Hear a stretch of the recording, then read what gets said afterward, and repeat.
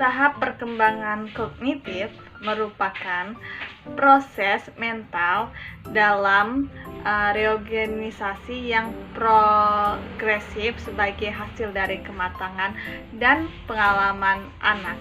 Adapun beberapa tahapannya yaitu tahap sensori motorik dari anak usia baru lahir sampai umur 2 tahun.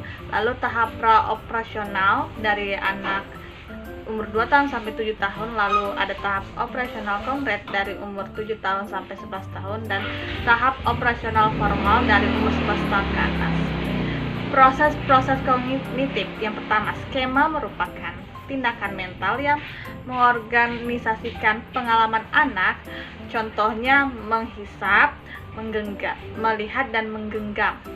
Lalu ada organisasi. Pada proses ini, anak berusaha mengorganisasikan pengalaman kognitif di mana mereka mengelompokkan perilaku dan pemikiran yang terpisah ke dalam suatu sistem yang lebih tinggi. Yang ketiga, asimilasi dan akomodasi.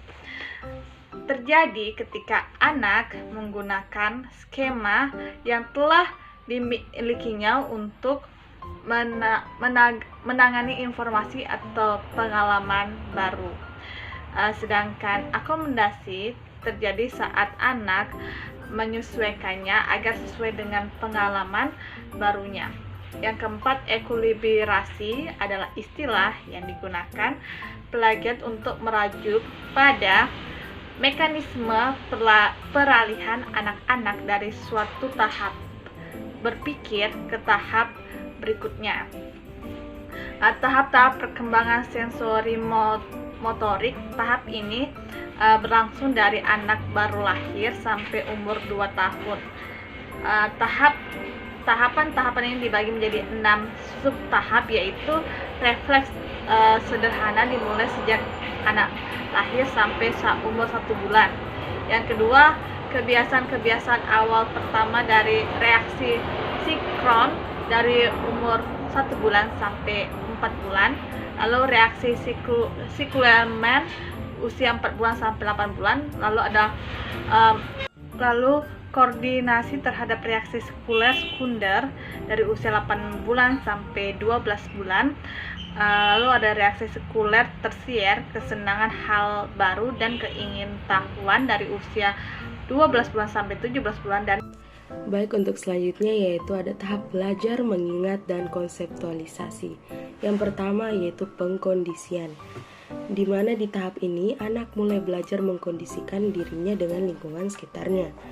Kemudian yang kedua, tahap atensi.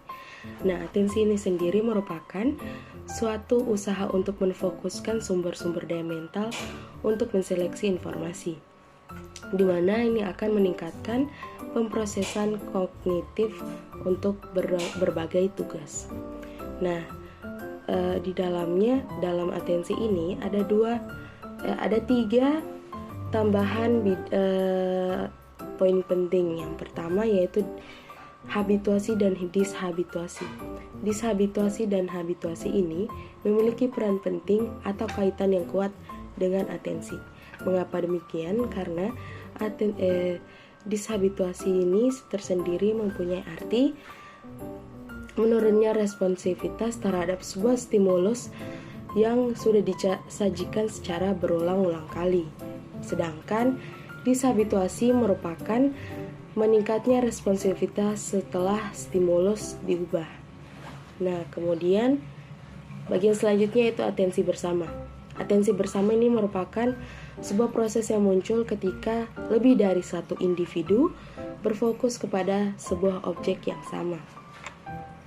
Kemudian selanjutnya ada memori. Nah, memori ini merupakan aktivitas untuk mempertahankan informasi selama berjalannya waktu.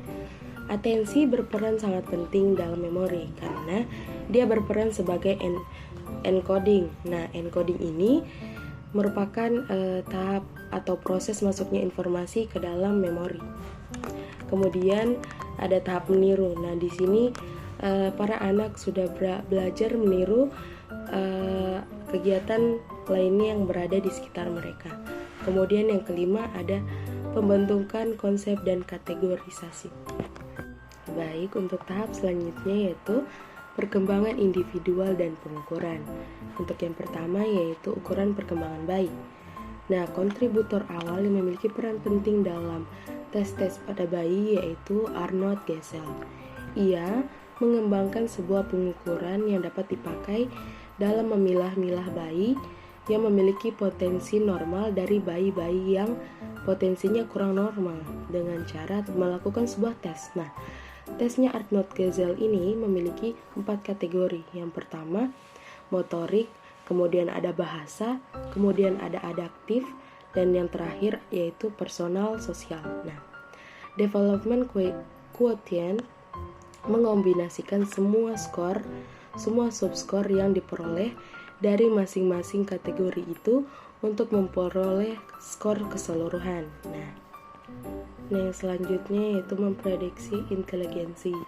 Pada tahap ini, tepatnya penggunaan tes bayi berkembang dari tradisi tes IQ.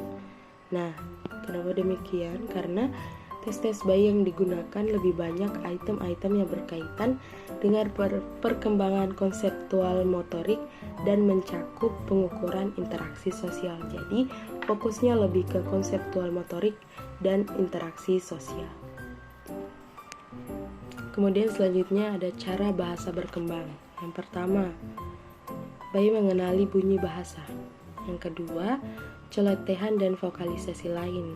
Di dalamnya itu ada menangis, mendekat, dan celoteh. Nah, bayi menangis ketika dia merangsang adanya kejadian di sekitarnya yang dapat memicu dia untuk menangis. Kemudian mendekat, ia akan mendekat kepada orang sekitar apabila dia merasa tertarik.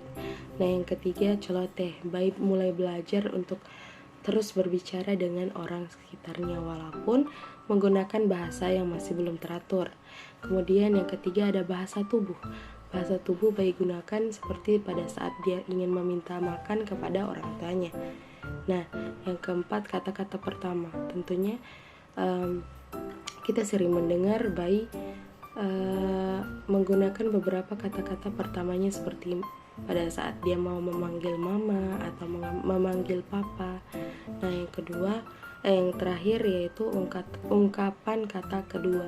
Biasanya bayi mulai merancang kata-kata, anak pada umumnya pada usia tersebut mulai merancang beberapa kata-kata yang akan dia ucapkan. Selanjutnya, pengaruh biologis dan lingkungan. Sejumlah sarjana bahasa berpendapat bahwa adanya persamaan yang nyata dalam hal bagaimana anak-anak di seluruh dunia memperoleh kemahiran berbahasa, merupakan bukti yang kuat bahwa bahasa mempunyai basis biologis.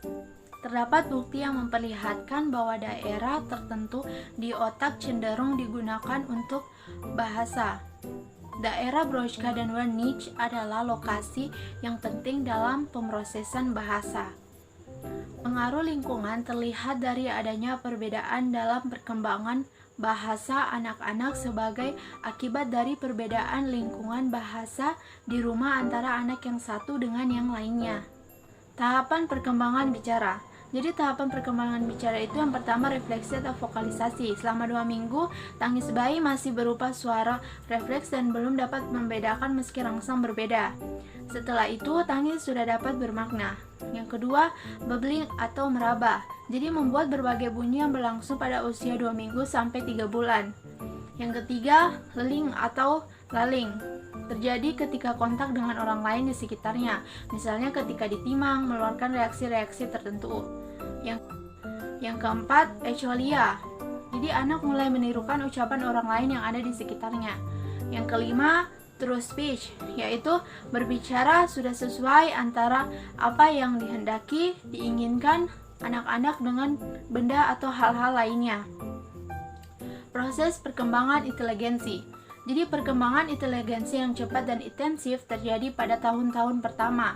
Kemampuan kognitif memungkinkan pembentukan pengertian persepsi awal pada masa bayi diperoleh melalui penjelasan sensori konsep-konsep yang berkembang pada masa bayi.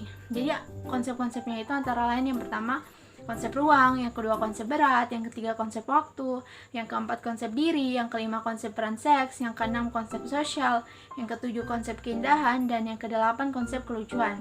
Jadi perkembangan emosi.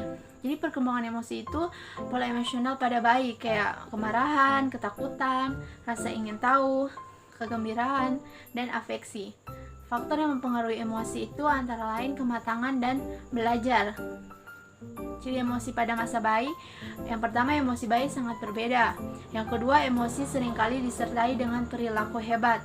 Yang ketiga, emosi bayi lebih mudah untuk dibiasakan mempengaruhi emosi. Yang keempat, emosi dibedakan menjadi emosi yang menyenangkan dan tidak menyenangkan.